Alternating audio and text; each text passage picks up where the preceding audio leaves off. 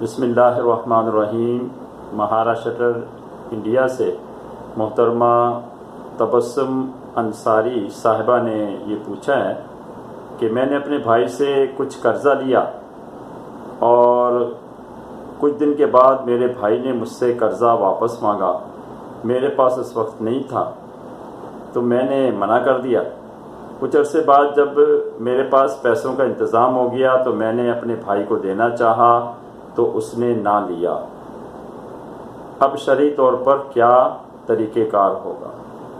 میری محترم بہن، بات یہ ہے کہ قرضہ جو ہے یہ یا تو ادا کر دیا جائے یا معاف کروا لیا جائے، دو ہی صورتیں ہوتی ہیں۔ یعنی جس سے قرضہ لیا اسے یا تو آپ ادا کر دیں یا پھر اس سے معاف کرا لیں، تب خلاصی ہوتی ہے۔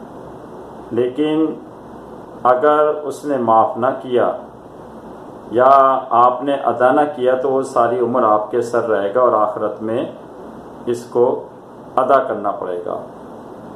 تو مسئلہ مذکورہ کے مطابق آپ کے بھائی نے آپ سے پیسے طلب کیے، اس وقت آپ کے پاس نہیں تھے، بعد میں جب آپ کے پاس ہوئے آپ نے دینا چاہے تو آپ کے بھائی نے نہ لیے، تو اب انہوں نے نہ لیے تو اس میں ان کا قصور ہے، آپ کا کوئی قصور نہیں ہے، کیونکہ آپ نے ادا کرنے کی نیت سے انہیں دینا چاہا، انہوں نے انکار کیا تو آپ کی طرف سے یوں سمجھیں کہ ادا ہو گیا۔